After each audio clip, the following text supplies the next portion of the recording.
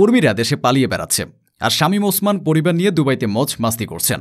হ্যাঁ, দেশের আলোচিত রাজনীতিবিদ ও নারায়ণগঞ্জের সাবেক সংসদ সদস্য এখন দুবাইয়ে বিলাসবহুল জীবন অতিবাহিত করছেন। গণঅভ্যুত্থানের পর তার অবস্থা নিয়ে বহুবার গুঞ্জন ছিল।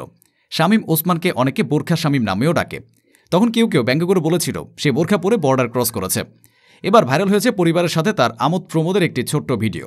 ভাইরাল হওয়া সেই ভিডিওতে নারায়ণগঞ্জের গডফাদার শামীম ওসমানকে তার পরিবারের সদস্যদের সাথে দুবাইয়ে বিলাসবহুল গাড়িতে চলাফেরা করতে দেখা যাচ্ছে।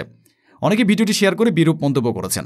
নেটিজেনরা বলছেন, হাসিনা লাঠিয়াল দেশের টাকা মেরে বিদেশে গিয়ে স্ত্রী সন্তানদের নিয়ে ফুর্তিতে আছে, অথচ অবুজ কর্মীগুলো এখনও দেশে চামচামি করে বেড়ায় আর মার খায়, আর তার নেতা ও নেতার পরিবার পিকনিক করে। ওরা চিল করে বেড়ায়, আর দেশে কিছু পাতি নেতা জয় বাংলা বলে চিল্লাচিল্লি করে। নিম্নতম লজ্জা থাকলেও মুখ লুকিয়ে রাখত। এদের লজ্জা বলতে কোনো জিনিসই নেই। এরা হচ্ছে নেতা নামের কুলাঙ্গার। কেউ কেউ লিখেছেন, আরে এদিকে ছোট ছোট নেতাকর্মীরা তাদের দেশে আনার জন্য কত নিষ্ঠার সাথে পরিশ্রম করে যাচ্ছে, পুলিশের মার্কেও রাজপথে লড়াই সংগ্রাম চালিয়ে যাচ্ছে। এর আগে এক ভাইরাল ভিডিওতে দুবাইয়ের সুপার মলে কেনাকাটা করতে দেখা যায় আওয়ামী সন্ত্রাসী শামীম ওসমানকে। এই ভিডিওগুলো প্রকাশিত হওয়ার পর অনেকেই তার বিলাসবহুল জীবনযাপন নিয়ে প্রশ্ন তুলেছেন, বিশেষ করে বর্তমান রাজনৈতিক প্রেক্ষাপটে দলের নেতাকর্মীদের বিপদের মুখে রেখে। 2024 সালে সরকার পতনের দুদিন আগে তথা 3 আগস্ট শামীম ওসমান দেশ ছেড়েছেন বলে চাউর হয়েছিল। কিন্তু তিনি সেদিন ধানমন্ডিতে আওয়ামী লীগ সভানেত্রীর কার্যালয়ে দলের সাধারণ সম্পাদক ওবায়দুল কাদেরের সংবাদ সম্মেলনে উপস্থিত হয়ে সাংবাদিকদের জানান তিনি দেশে আছেন। তারপরে তার দেশ ছাড়ার সত্যতা নিশ্চিত হওয়া যায়।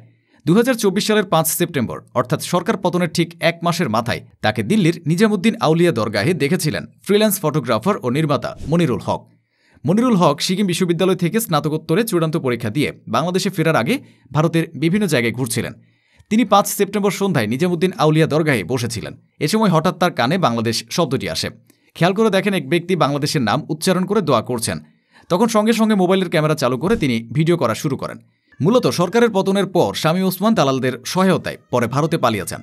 পরে সেখান থেকে আমিরাতে চলে যান বলে গুঞ্জন রয়েছে নারায়ণগঞ্জে। শামীম ওসমান, তার ভাই AK সেলিম ওসমান, তাদের ভাতিজা আজমেরি ওসমানের দীর্ঘদিন ধরে সংযুক্ত আরব আমিরাতে যাতায়াত রয়েছে। দেশটির আজমান প্রদেশে তাদের ব্যবসা প্রতিষ্ঠান আছে বলেও জানা যায়। 2017 সালে আমিরাতে আজমান প্রবাসী ব্যবসায়ীদের এক অনুষ্ঠানে বঙ্গবন্ধু হাইস্কুল প্রতিষ্ঠার জন্য 1 লাখ দিরহাম অনুদানের ঘোষণা দিয়ে আলোচনায় আসেন নারায়ণগঞ্জ 5 আসনের সাবেক সংসদ সদস্য সেলিম ওসমান। উল্লেখ্য, ছাত্র আন্দোলনের সময় সামাজিক যোগাযোগ মাধ্যমে ভাইরাল হওয়া সেই ভিডিওতে দেখা যায় শামীম ওসমান, তার ছেলে অয়ন ওসমান ও তাদের কয়েকশো অনুসারী আগ্নেয়াস্ত্র ও ধারালো অস্ত্র নিয়ে শহরে বঙ্গবন্ধু সড়কে ও জালকুড়িতে আন্দোলনকারীদের ধাওয়া করছেন। এছাড়া ত্বকী হত্যার অভিযোগ রয়েছে শামীম ওসমান, তার ছেলে অয়ন ওসমান, ভাতিজা আজমেরি ওসমানের বিরুদ্ধে।